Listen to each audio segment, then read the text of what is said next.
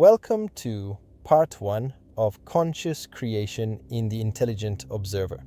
Let me ask you something before we begin. When was the last time you sat down and decided how your life was going to go? Not wished, not hoped, decided, and then watched it unfold the way you designed it.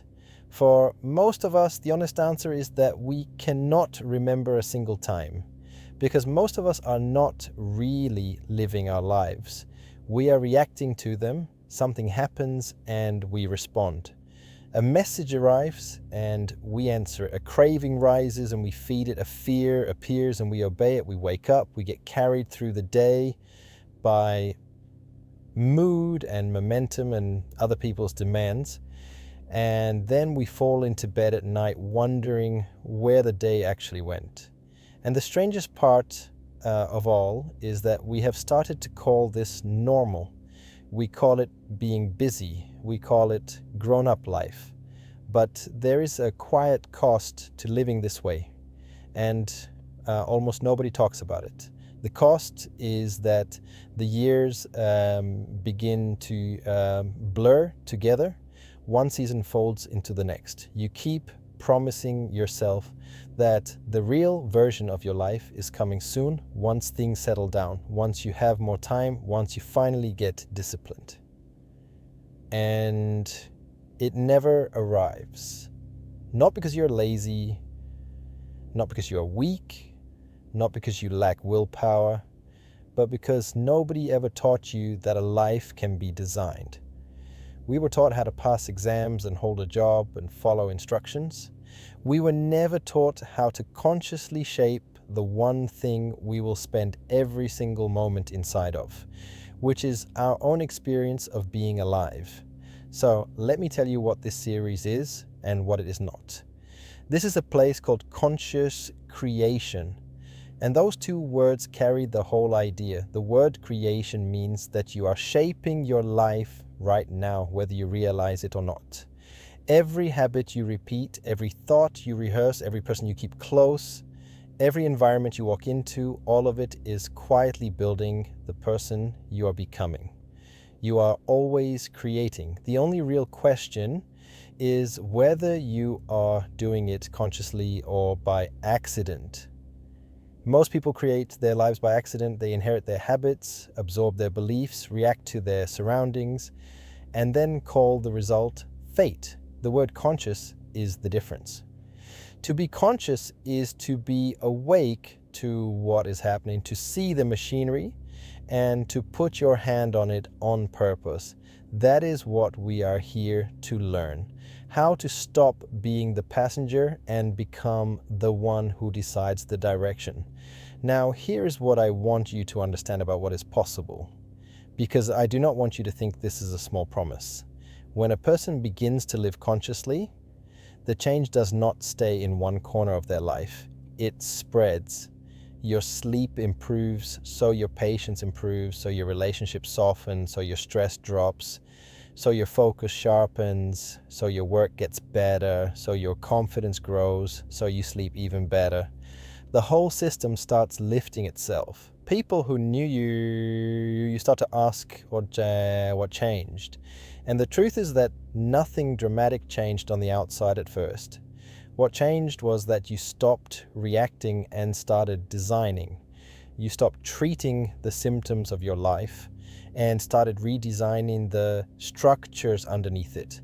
That is the leverage almost nobody uses. And it is available to ordinary people with ordinary jobs in ordinary circumstances.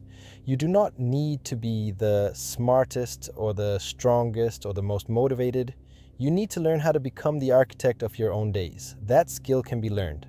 And by the end of this series, you will have it. Now, let me be very clear about what this is not, because you have been burned before and so have I. This is not a free sample. This is not the first taste of something where the real secret is waiting for you behind a payment page. There is no course at the end of this. There is no membership, no funnel, no carefully timed moment where I tell you that if you truly want the transformation, you will have to buy the masterclass. I have watched countless teachers give you the easy half for free and then lock the part that matters behind a price. I find that quietly dishonest, and I'm not going to do it to you.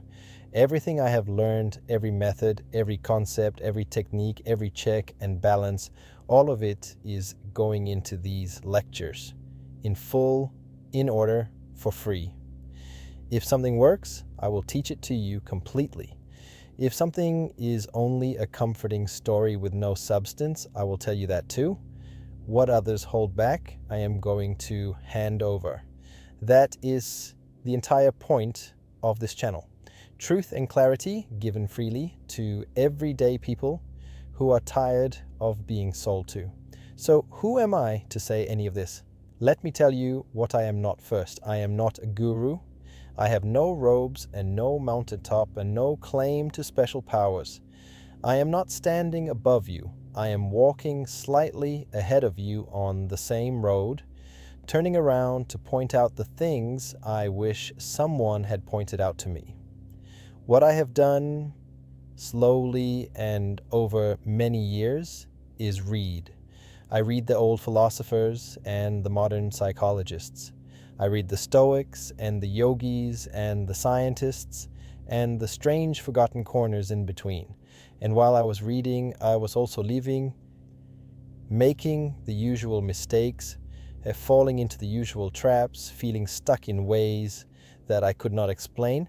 And I was watching myself, watching the people around me, watching why some people seem to rise no matter what life throws at them, while others stay trapped in the same painful loop for decades. And here is what I slowly began to notice. The same handful of truths kept surfacing.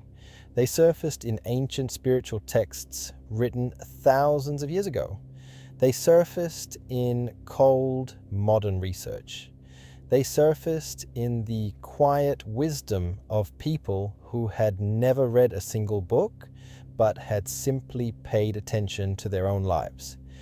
Different languages, different centuries, different cultures, all pointing at the same small set of principles about how a human being actually works and how a life is actually built. Once I saw the pattern, I could not unsee it. And that is the gift I want to pass to you. Not my opinions, the pattern, the thing underneath all the noise. Let me give you a feel for the road ahead so you know where we are going. We will start by looking honestly at human nature, at how the mind really works, at desire and ego, and the way we manufacture most of our own suffering without realizing it. Then we will turn to the timeless principles, the ideas shared by the Stoics and the great spiritual traditions and the philosophers, and I will show you why it is wise to separate these principles from any single religion so that they remain open to you, no matter what you believe or do not believe. From there, we will go inward to awareness, to the observer inside you, to the strange and powerful skill of stepping back from your own mind. We will learn about responsibility not as blame, but as the quiet doorway to all of your power. We will learn how to align the different parts of yourself so they stop fighting each other and start pulling together. Then we will come back out into the practical world and learn to think in systems, to design your environment and your habits and your work and your relationships so that the right action becomes the easy action. We will build a daily practice you can actually keep. We will learn how to check ourselves so we do not drift into self-deception. And at the very end, I will hand you a short, simple guide that holds the whole journey in your palm. That is the map. It builds from the ground up, one piece resting on the last. And I would gently ask you to take it in order rather than jumping ahead, because each part prepares you for the next. Before I let you go, I want to plant one idea in you that we will return to again and again. Your life is already a system. It was either designed on purpose or it assembled itself by accident, If you do not design it, it does not stay empty. Your phone designs your attention. Your surroundings design your habits. Your past designs your reactions. The world is more than happy to shape you if you will not shape yourself.